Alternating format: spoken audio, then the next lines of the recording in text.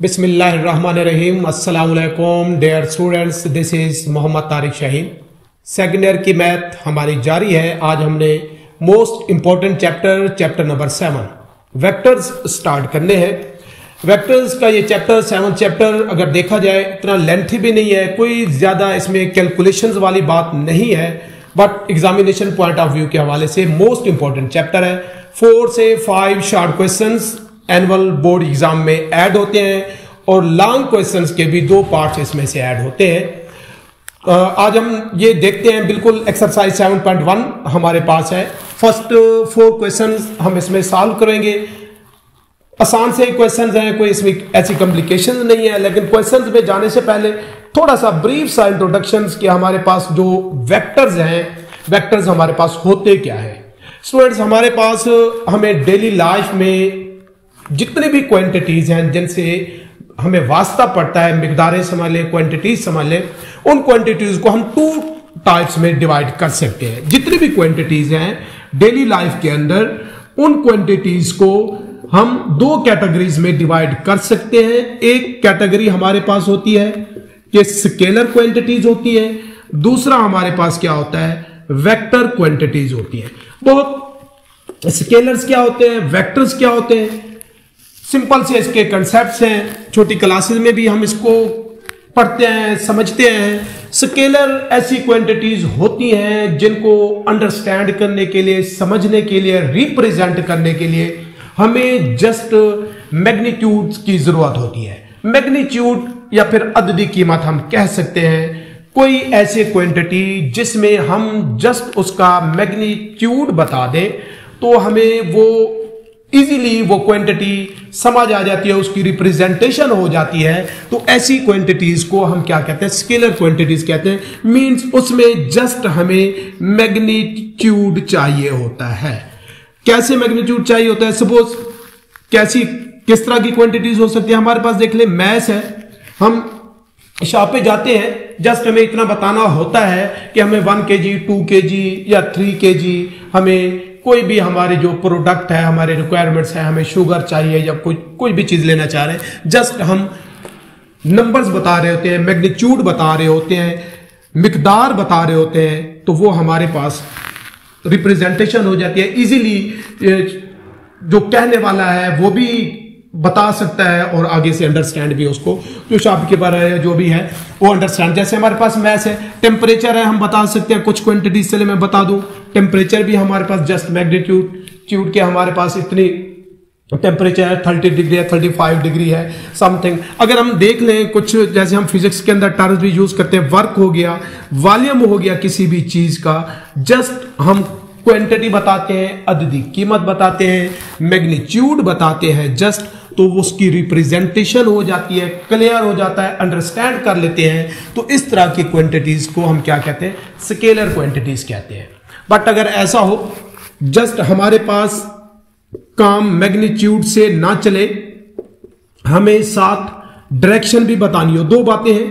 पहली बात, मैग्नीट्यूड भी चाहिए होगा और उसके बाद उसके साथ उसकी डायरेक्शन भी हमें चाहिए होती है। तो इस तरह की जो क्वांटिटीज होती है वो हमारे पास स्केलर क्वांटिटीज कहते हैं। डेली लाइफ के अंदर हम बता सकते हैं, हमारा माइंड भी इस बात को एक्सेप्ट करेगा कि कुछ क्वांटिटीज ऐसी हैं जो डायरेक्शन के बगैर रिप्रेजेंट नहीं हो सकती। जैसे हम स्टूडेंट्स को, कोई भी हमारे पास कोई पीईटी टीचर है, स्टूडेंट्स को कहता है कि मूव करें 5 मीटर्स या 5 स्टेप्स मूव करें, तो पहली बात जो स्टूडेंट्स के माइंड में आती है वो डायरेक्शन आती है कि मैंने किस तरह मूव करना है, साउथ की जानिब, नॉर्थ की जानिब या वेस्ट की जानिब किस तरह मूव करना है। मैं स्टूडेंट्स को भी टाइम हमें ऐसे कह दे सिंपली कि आपने 5 मीटर्स मूव करना है, तो वो जरा कंफ्यूज हो जाएगा, क्लियरली अंडरस्टैंड नहीं करेगा। लेकिन अगर हम ऐसे कह दें कि 5 मीटर मूव करें टुवर्ड्स राइट या लेफ्ट, तो वो इजीली बात को अंडरस्टैंड कर लेगा। तो इस तरह की जो क्वांटिटीज होती है जिसमें डायरेक्शंस भी मैग्नीट्यूड के साथ साथ इंपॉर्टेंट होती है, उसको रिप्रेजेंट करने के लिए उस तरह की क्वांटिटीज वेक्टर्स क्वांटिटीज कहलाती है। अगर हम, जैसे हमारे पास मैस है, टेम्परेचर, वर्क, वॉल्यूम, समथिंग है, ऐसे ही हमारे पास अगर हम देखें तो वेलोसिटी है हमारे पास। वेलोसिटी के लिए हम डायरेक्शन की हमें जरूरत होती है, एक्सेलरेशन है, डायरेक्शन की जरूरत होती है हमारे पास। इस तरह की हम और भी कुछ कह सकते हैं जैसे वेलोसिटी से पहले अगर डिस्प्लेसमेंट देखा जाए तो डिस्प्लेसमेंट भी किसी हमारे पास स्पेसिफिक डायरेक्शन में होती है। एक्सेलरेशन, वेलोसिटी, डिस्प्लेसमेंट, इस तरह की जो क्वांटिटीज है ये हमारे पास क्या कहलाते हैं, वेक्टर्स क्वांटिटीज कहलाती हैं, जिसमें डायरेक्शन भी मैग्नीट्यूड के साथ साथ बहुत इंपॉर्टेंट होती है। ये हमारे पास बेसिक सा डिफरेंस है कि किस तरह की क्वांटिटीज से हमें वास्ता पड़ सकता है, उनमें स्केलर क्वांटिटीज क्या होती हैं और वेक्टर क्वांटिटीज क्या होती हैं। कुछ इसकी चले हम रिप्रेजेंटेशन देख लेते हैं कि हम इनको रिप्रेजेंट कैसे करते हैं वेक्टर्स को। जो हमारे पास स्केलर क्वांटिटीज है सिंपली हम मैग्नीट्यूड बता रहे होते हैं, लेकिन अगर वेक्टर है तो डायरेक्शन भी इंपॉर्टेंट है। तो अगर वेक्टर्स के साथ हम देख लें कि हम इनको रिप्रेजेंट कैसे करते हैं। पहली बात कि रिप्रेजेंटेशन ऑफ वेक्टर, रिप्रेजेंटेशन कैसे होगी वेक्टर की। स्टूडेंट्स, वेक्टर को रिप्रेजेंट करने के डिफरेंट हमारे पास मेथड्स हैं। अगर हम इसको इस तरह से भी एरो हेड से भी डिनोट कर सकते हैं, ये एक वेक्टर है। इसी को सिंपली इस तरह से भी अगर डिनोट करेंगे तो वेक्टर ही होगा। कोई और वेक्टर अगर सपोज डी ले ले, इस तरह से भी हो सकता है, यू कह ले, तो ये इस तरह से हम उसके नीचे लाइन लगा के भी इसको रिप्रेजेंट कर सकते हैं। मोस्टली हम चैप्टर के अंदर इस तरह से वेक्टर्स को रिप्रेजेंट करेंगे, डिनोट करेंगे। कुछ ऐसा भी होता है तो हम जब लिख रहे होते हैं, अगर कंप्यूटर की बात आ जाए, क्योंकि इसको जरा इस तरह से राइट करना जरा मुश्किल होता है, कंप्यूटर के अंदर बोल्ड लेटर से भी हम डिनोट कर रहे होते हैं। कंप्यूटर पे जब हम राइटिंग या कुछ इस तरह का टाइपिंग कर रहे होते हैं तो बोल्ड की ऑप्शन होती है, तो सिंपली अगर इस तरह से कोई लेटर बोल्ड लिखा हुआ तो वो भी वेक्टर्स को रिप्रेजेंट करता है। ग्राफिकली हम किसी एरो हेड से भी हम इसको, ये ग्राफिकल रिप्रेजेंटेशन है एरो हेड से, ये हमारे पास इसकी टेल कहलाएगी और ये हमारे पास क्या कहलाता है, हेड कहलाता है। ये कोई भी वेक्टर है, सपोज ये हमारे पास u एक वेक्टर है। एरो हेड से ग्राफिकली कंप्यूटर के अंदर मोस्टली बोर्ड लेटर से यूज किया जाता है, और जब हमारे पास मैनुअली हम लिख रहे होते हैं, कोई काम कर रहे होते हैं, तो वेक्टर्स की ये डिफरेंट रिप्रेजेंटेशन है। मोस्टली हम इस तरह की वेक्टर्स को है रिप्रेजेंट करेंगे इस चैप्टर के अंदर। तो ये तो हमारे पास है सिंपल सा कि वेक्टर्स होते क्या हैं, उसको हम रिप्रेजेंट कैसे करें। कुछ और बातें इसी हवाले से देख ले। हमारे पास कोई सपोज कर लेते हैं, हमारे पास वेक्टर है, एक वेक्टर है हमारे पास u, x, i and y, j। इस तरह से हम उसको कह सकते हैं कि हमारे पास दो उसके कोई भी वेक्टर जो इस फॉर्म में लिखा होगा x, i या y, j की फॉर्म में, तो इसकी हम लेंथ कैसे निकालेंगे। लेंथ या फिर हम इसको नॉर्म भी कहते हैं, लेंथ कहा जा सकता है, नॉर्म कहा जाए, या फिर हम इसको मैग्नीट्यूड भी कह सकते हैं। मीन्स इसकी वैल्यू क्या है, मैग्नीट्यूड। ये डिफरेंट नेम्स हैं। किसी भी वेक्टर की लेंथ या नॉर्म, उसको इससे हम रिप्रेजेंट करेंगे। आई का जो समझ ले कोफिशिएंट है हमारे पास, उसका भी स्क्वायर, और जो जे के साथ हमारे पास कोफिशिएंट है उसका भी स्क्वायर और स्क्वायर रूट लेंगे। तो ये हमारे पास किसी भी वेक्टर की लेंथ या नॉर्म में कुछ बातें हैं, मैं पहले उनको बता रहा हूं, फिर हम इंशाल्लाह क्वेश्चंस की तरफ चलते हैं। वेक्टर क्या होता है, वेक्टर को रिप्रेजेंट कैसे किया जाता है, वेक्टर की लेंथ या नॉर्म हम कैसे फाइंड करते हैं। इसके बाद देख ले हमारे पास यूनिट वेक्टर, चूंकि लेंथ नॉर्म आ गया तो हमारे पास यूनिट वेक्टर टाइप्स समझ ले हमारे पास कि ये वेक्टर्स की टाइप्स में अगर आए तो यूनिट वेक्टर क्या होता है। बहुत सिंपल सी बात है स्टूडेंट्स, ऐसा वेक्टर जिसका हमारे पास मैग्नीट्यूड, लेंथ या नॉर्म 1 के इक्वल हो, वो वेक्टर हमारा यूनिट वेक्टर कहलाता है। अगर हम कैलकुलेट करना चाहें, फाइंड करना चाहें, तो इसकी रिप्रेजेंटेशन इस तरह से हेड से होगी, ये यूनिट वेक्टर होगा। किसी भी वेक्टर u का यूनिट वेक्टर इस तरह से रिप्रेजेंट होगा। फार्मूला हमारे पास क्या बनेगा, एक्चुअल वेक्टर को हम डिवाइड कर देंगे उसकी लेंथ से, तो वो हमारे पास क्या आता है, यूनिट वेक्टर आता है। क्वेश्चंस के अंदर भी हम करेंगे, फार्मूला है, समझ ले आप लोग, जरा इसको याद रख लीजिएगा कि वेक्टर की लेंथ या नॉर्म, मैग्नीट्यूड हम कैसे फाइंड करते हैं, यूनिट वेक्टर हमारे पास क्या होता है। इसके बाद देख ले नेक्स्ट हमारे पास है यूनिट वेक्टर के साथ नल वेक्टर देख लेते हैं, और साथ चले मैं पैरेलल वेक्टर्स भी बता देता हूं, फिर क्वेश्चंस की तरफ चलते हैं। ये यूनिट वेक्टर हो गया सिंपली हमारे पास। इसके बाद देख ले नल वेक्टर। नल वेक्टर जो है ऐसा वेक्टर होता है, कोई भी वेक्टर नल वेक्टर कहलाएगा अगर उसका मैग्नीट्यूड हमारे पास 0 के इक्वल हो। रिप्रेजेंटेशन क्या होती है, डॉट से इसको हम इस तरह से रिप्रेजेंट करते हैं। इसमें ऐसा भी हो सकता है, पूछी जा सकती है बातें, यूनिट नल वेक्टर या जीरो वेक्टर डॉट से उसको हम रिप्रेजेंट करते हैं। अगर इसमें हम कह सकते हैं कि जो हमारे पास इसका इनिशियल और टर्मिनल मीन स्टार्टिंग और एंडिंग पॉइंट जो है वो सेम होता है। डायरेक्शन आर्बिट्रेरी डायरेक्शन होती है इसकी। कुछ बातें एमसीक्यूज के हवाले से, डायरेक्शन हम कह सकते हैं इसका इनिशियल एंड जो हमारे पास टर्मिनल पॉइंट है mean starting and ending point, terminal वो हमारे पास क्या होते हैं, इसके सेम होते हैं किसके, नल वेक्टर के, जिसका मैग्नीट्यूड 0 के इक्वल होता है। इसके अलावा इसकी डायरेक्शन भी पूछी जा सकती है, एमसीक्यूज में कहीं पर बात आ सकती है। डायरेक्शन इसकी आर्बिट्रेरी डायरेक्शन होती है हमारे पास, starting ending point same, dot से रिप्रेजेंट किया जाता है, और मैग्नीट्यूड क्या होता है हमारे पास 0 के इक्वल। तो ऐसे वेक्टर्स को हम क्या कहते हैं, नल वेक्टर। वेक्टर्स की रिप्रेजेंटेशन, उसकी लेंथ, नॉर्म, यूनिट वेक्टर क्या होता है, रिप्रेजेंट कैसे करते हैं, फाइंड कैसे करेंगे, नल वेक्टर या जीरो वेक्टर क्या होता है। इसके बाद हम देख लेते हैं कि यूज होगा क्वेश्चंस के अंदर मोस्टली हमारे पास के पैरेलल वेक्टर्स क्या होते हैं। पैरेलल वेक्टर्स के बाद इंशाल्लाह फिर हम देखते हैं नेक्स्ट नेगेटिव वेक्टर को भी चले देख लेते हैं। पैरेलल वेक्टर्स बहुत यूज होगा चैप्टर के अंदर। कोई भी वेक्टर हमारे पास जिनमें हमारे पास वेक्टर्स हो, सपोज हमारे पास u और v दो वेक्टर्स हैं, अगर इस तरह से हो किसी वेक्टर के साथ लैम्डा जो है ये हमारे पास स्केलर है, कांस्टेंट है, इस तरह की रिप्रेजेंटेशन हो, दोनों वेक्टर्स इक्वल हो बट उसके साथ कोई कांस्टेंट नंबर समझ ले लैम्डा का जिसको हम नाम दे रहे हैं वो अगर मल्टीप्लाई हो रहा हो, तो इस तरह के वेक्टर्स हमारे पास क्या कहलाते हैं, पैरेलल वेक्टर्स कहलाते हैं। कैसे हम लिख सकते हैं, अगर ऐसी कंडीशन हो तो वो वेक्टर्स क्या होंगे फिर हमारे पास पैरेलल, और इस रिलेशन को हम आगे यूज भी करेंगे। Two vectors u and v are said to be parallel if u is equal to, u vector है वो मल्टीप्लाइड हो इक्वल टू हमारे पास v वेक्टर किसी के साथ लैम्डा कांस्टेंट के साथ स्केलर के साथ मल्टीप्लाई हो रहा हो, तो इस तरह के वेक्टर्स हमारे पास क्या कहलाते हैं, पैरेलल वेक्टर्स कहलाते हैं। इसके बाद हमारे पास है नेगेटिव वेक्टर। नेगेटिव वेक्टर को अगर देखें हम, सिंपल सी बात है, हमारे पास नेगेटिव वेक्टर्स क्या होता है या नेगेटिव आल्फा वेक्टर क्या होता है।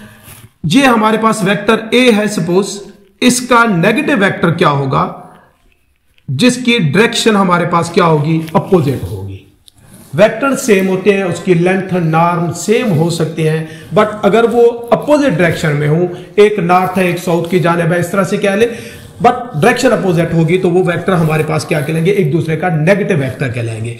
ए का नेगेटिव वेक्टर मैंने से और मैंने से का नेगेटिव वेक्टर हम कह सकते हैं क्या है, प्लस ए है। तो ये वेक्टर्स के हवाले से कुछ बातें थी कि वेक्टर्स होते क्या हैं, लेंथ क्या होती है, उसकी नॉर्म, उनकी रिप्रेजेंटेशंस, यूनिट वेक्टर, और हमारे पास पैरेलल वेक्टर्स क्या है, डॉट वेक्टर या हम जिसको नल वेक्टर, जीरो वेक्टर कहते हैं, और इसके बाद हमारे पास नेगेटिव आल्फा वेक्टर। क्वेश्चंस की तरफ चलते हैं। हमारे पास क्वेश्चन नंबर 1 है, एक्सरसाइज आप लोग की 7.1 का। देखिए उसमें हमें कहता है फाइंड पी क्यू। अब पी क्यू को जो हमने फाइंड करना है, कुछ उसने वैल्यूज दी हुई है, पी हमें दे दिया है उसने, पी की वैल्यू दे दी है, और उसके बाद देखिए मैं जरा चेक कर लूं और क्या वैल्यू दी है, क्यू की वैल्यू, दोनों की वैल्यूज हमें दे दी है। कहता है पी क्यू फाइंड करना है और रिप्रेजेंट भी करना है, किस में रिप्रेजेंट करना है, एक्स आई प्लस वाई जे।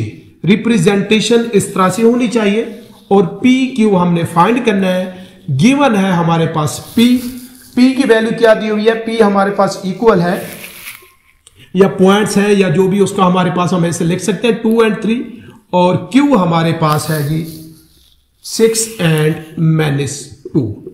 फाइंड क्या करेंगे हमने, हमें चाहिए पी क्यू, ये हमने फाइंड करना है। जरा पी क्यू फाइंड करना है, किस तरह से फाइंड होगा मैं जरा उसकी बता दूं आप लोग को। रिप्रेजेंटेशन ये हमारे पास देखिए ओ है, ओरिजिन है, हम क्या लेते हैं कि हमारे पास एक वेक्टर है, ये इसको हम नाम दे देते हैं, और दूसरा वेक्टर हमारे पास ये है, ये हमारे पास ओ पी एक वेक्टर है, हम समझ ले ओ पी, इसको मैं नाम दे देता हूं ओ क्यू। अगर हम इसको हेड टू टेल रूल से इस तरह से अगर हम ऐसे इसको मिला दें तो ये वेक्टर हमारे पास क्या होगा, इसको क्या उसने नाम दिया हुआ है पी, ये हमारे पास क्यू, ये पॉइंट है, पॉइंट भी अगर मैं लिख दूं साथ तो ये 2 और 3 है, मैं जस्ट सपोज ही कर रहा हूं, जो उनकी इस तरह से OP and OQ with reference to origin, ये हमारे पास वेक्टर्स है। OP एज अ होल इसका पोजीशन वेक्टर है, OQ भी पोजीशन वेक्टर कहलाएगा। अगर हम हेड टू टेल रूल को अप्लाई करें, जरा गौर से देख ले पहले इसी बात को, तो क्या बनता है हमारे पास, ये जो OQ है स्टूडेंट्स, OQ इक्वल होगा हमारे पास किसके इक्वल होगा, हम कहते हैं OP प्लस PQ के हमारे पास इक्वल होगा। किस तरह से, हमें क्या चाहिए यहां पर हेड टू टेल रूल से हम क्या कर रहे होते, ये जो रिजल्टेंट वेक्टर है इन दोनों को ऐड करेंगे, मींस OP और PQ दोनों को ऐड करेंगे तो क्या आएगा हमारे पास, OQ आएगा। हमें यहां से क्या चाहिए, हमें चाहिए यहां से जस्ट PQ। तो जरा देख ले, PQ यहां पर मौजूद है, तो यहां पर क्या होगा हमारे पास, देखिए OQ ये प्लस है, जब मैं इसको इधर ले आऊंगा तो ये क्या हो जाएगा हमारे पास OP।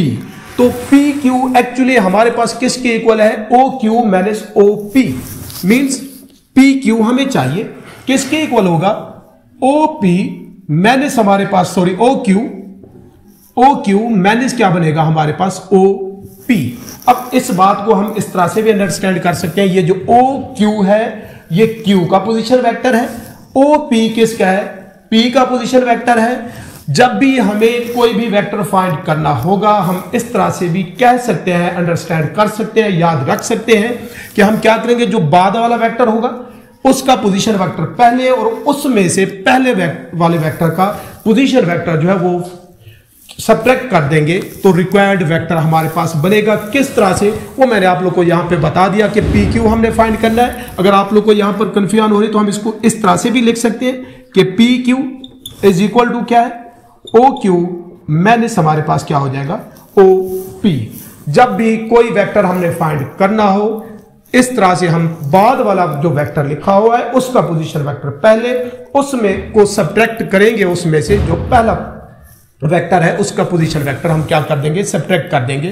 तो ये हमारे पास PQ और इसका रिलेशन है। फाइंड कैसे करते हैं, हम इसको लिख भी सकते हैं। इस बात को भी अगर लिखना चाहे, मैं जरा इसको रेज कर दूं कि ये तो हमारे पास पॉइंट्स हैं, तो पोजीशन वेक्टर क्या बनेगा, अगर मैं इसको पोजीशन वेक्टर की फॉर्म दे दूं तो OP पोजीशन वेक्टर हमारे पास क्या हो जाएगा 2i प्लस 3j, और OQ इसका पोजीशन वेक्टर क्या हो जाएगा 6i minus 2j।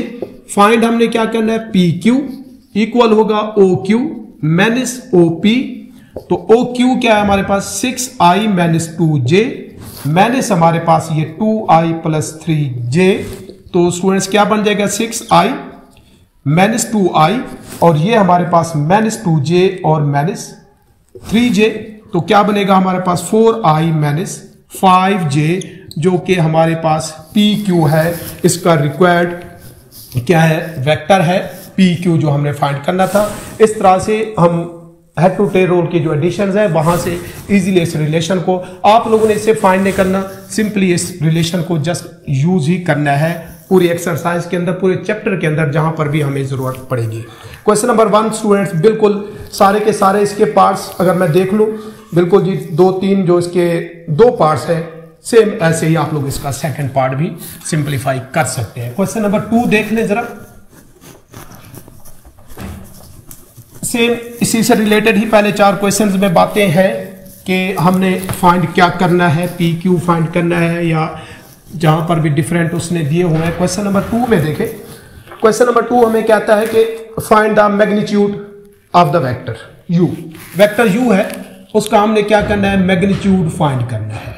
First part है, सपोज U देखें, वेक्टर जो गिवन है फर्स्ट पार्ट में वो दिया हुआ हमारे पास 2i माइनस 7j, किसके इक्वल है जी 2i माइनस 7j। ये हमारा वेक्टर है, गिवन वेक्टर है, हमें इसका मैग्नीट्यूड चाहिए। किसी डिटेल में स्टूडेंट्स नहीं जाना, U का मैग्नीट्यूड फार्मूला देखें, अगर कोई भी वेक्टर U है इस फॉर्म में हमारे पास लिखा होगा तो मैग्नीट्यूड मैं पहले भी बता चुका हूं, लेंथ या नॉर्म भी कहते हैं।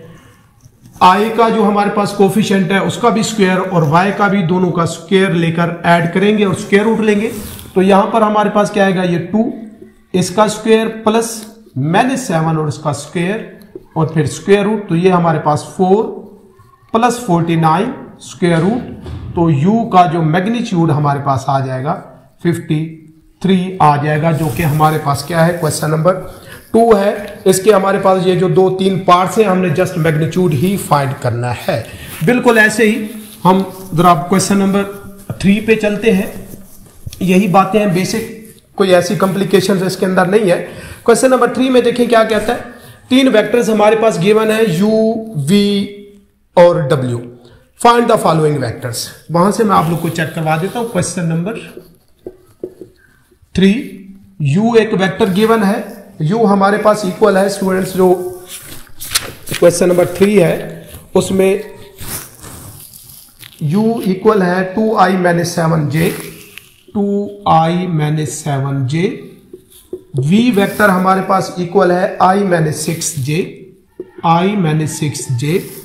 और जो हमारे पास w वेक्टर है, 3 वेक्टर्स हैं, वो हमारे पास इक्वल है -i+j। फाइंड क्या करना है हमने, मैं एक पार्ट चेक करा दूं। फर्स्ट पार्ट में हमारे पास है, first part u + v - w means vectors को ऐड 2 को करेंगे और w उसमें वेक्टर सब्ट्रैक्ट करेंगे। अगर मैं इसको फाइंड करना चाहूं, जरा देखें क्या आएगा। ये 2i-7j plus v vector i और ये 6j माइनस है w, तो मैं जरा यहां ब्रैकेट लगा देता हूं, प्लस हमारे पास क्या हो जाएगा j, तो ये बन जाएगा 2i-7j plus i-6j, minus and minus हमारे पास प्लस, तो ये हमारे पास माइनस हो जाएगा j।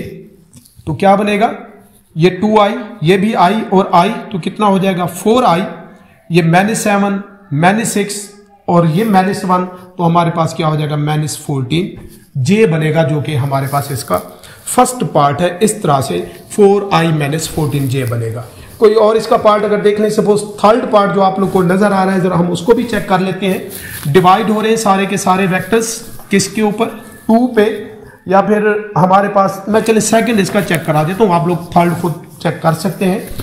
सेकंड पार्ट देखिए, सेकंड पार्ट में हमने फाइंड करना है 2u - 3v और प्लस है हमारे पास 4w। जस्ट हमने क्या करेंगे, वैल्यूज पुट कर देंगे 2। ये u जो हमारे पास वेक्टर है, देखिए वो क्या है 2i-7j, 3 है, v वेक्टर क्या है हमारे पास i-6j प्लस हमारे पास ये 4w, w वेक्टर हमारे पास क्या है -i+j। सिंपली स्टूडेंट्स हम इनको मल्टीप्लाई कर दें, देखिए 4i -14j -3i माइनस है, तो प्लस हमारे पास 18j, ये हमारे पास -4i प्लस क्या हो जाएगा 4j। i जो हमारे पास सेम कंपोनेंट्स हैं, आपस में देख लें जरा, वो ये minus and plus cancel out, तो -3i, ये क्या है हमारे पास -14 और ये 18, तो प्लस हमारे पास क्या हो जाएगा 4 एंड ये हमारे पास 4, तो क्या हो जाएगा 8j। ये सिंपल सी हमारे पास के किसी भी वेक्टर को जब हम स्केलर से किसी नंबर से मल्टीप्लाई करते हैं या फिर डिफरेंट वेक्टर्स को हम ऐड या सब्ट्रैक्ट किस तरह से करते हैं, ये हमारे पास उनकी सिंपल सा सॉल्यूशंस है। बिल्कुल, अब क्वेश्चन नंबर जरा देख लेते हैं। हमारे पास 4 है, सेम वही बातें हैं जैसे हमने क्वेश्चन नंबर 1 में की है। क्या करना है, क्वेश्चन नंबर 4 के अंदर कहते हैं find the sum of the vectors A B and C D. 2 vectors हैं हमारे पास, वेक्टर्स गिवन है, बल्कि 3 वेक्टर्स गिवन है, A B C and D. हमने क्या करना है, A B and C D का सम फाइंड करना है। जरा देख लें क्वेश्चन नंबर 4 को, हमें क्या चाहिए, A B plus C D, इनका हमने सम करना है फाइंड। तो पहली बात स्टूडेंट्स, हमारे पास जो गिवन है ए पॉइंट, वो क्या है, ए हमारे पास गिवन है 1 एंड -1, मैं उनको लिख देता हूं। बिल्कुल ऐसे ही जो हमारे पास पॉइंट बी है उसको जरा देख ले, वो 2 एंड 0, और जो सी है हमारे पास वो है हमारे पास -1 एंड 3, और डी हमारे पास है स्टूडेंट्स -2 एंड 2। अगर मैं इनको के पोजीशन वेक्टर्स लिखूं तो वो क्या बनेगा, ओ ए i-j, ये क्या हो जाएगा हमारे पास ओ बी, पहले हम ऐसे लिख सकते हैं, ये 2i और प्लस 0j चले कर ले, ये हमारे पास क्या होगा ओ सी, तो ये -i+3j लिखा जा सकता है। ये इसका position vector OD is equal to -2i + 2j। Position vectors लिख लिए। हमें सम किसका चाहिए? AB एंड CD का। तो पहले हम क्या करेंगे स्टूडेंट्स? AB फाइंड करेंगे, पहले बता चुका, जो कि इक्वल होगा position vector of B minus position vector of A। तो OB जो हमारे पास है वो 2i + 0j माइनस OA हमारे पास क्या है? I। इस माइनस की वजह से ये जो माइनस है प्लस, तो क्या बनेगा हमारे पास? I + j, जो कि हमारे पास AB आ गया है। ये हमारे पास AB हो गया। इसके बाद देखिए हमें क्या चाहिए अब? CD। वही तरीका, position vector of D minus करेंगे पोजीशन वेक्टर ऑफ C। तो D का जो पोजीशन वेक्टर है वो हमारे पास -2i + 2j, और C का पोजीशन वेक्टर माइनस करेंगे तो ये माइनस है प्लस, और ये हमारे पास क्या हो जाएगा? माइनस। तो -i - j CD है। हमने क्या करना है स्टूडेंट्स? AB और CD का सम स्टेटमेंट लिखी हुई है, find the sum of AB and CD। तो क्या बनेगा? दोनों को ऐड करेंगे, AB + CD। AB हमारे पास क्या है? I + j, CD हमारे पास -i - j। तो आप लोग के सामने है ये, और ये सारे कैंसल आउट हो जाएंगे। तो AB और CD हमारे पास एक्चुअली क्या है? नल वेक्टर है। हम इसको 0i 0j ऐसे भी लिख सकते हैं, या 0 एंड 0 ऐसे भी हम इसको लिख सकते हैं कि sum of AB and CD actually क्या है? हमारे पास नल वेक्टर है। ये था मेरा स्टूडेंट्स आज का लेक्चर, आज की वीडियो वेक्टर्स के हवाले से, कि वेक्टर्स को हम रिप्रेजेंट किस तरह से करते हैं, उनके एडिशन, सब्ट्रैक्शन या किसी भी नंबर से जब हम उनको स्केलर से मल्टीप्लाई कैसे करते हैं। मैं उम्मीद करता हूं मेरी ये वीडियो, ये लेक्चर आप लोग को समझ आया होगा। नेक्स्ट वीडियो के साथ इसी चैनल पे इंशाल्लाह फिर हाजिर होऊंगा। तब तक के लिए अल्लाह हाफिज।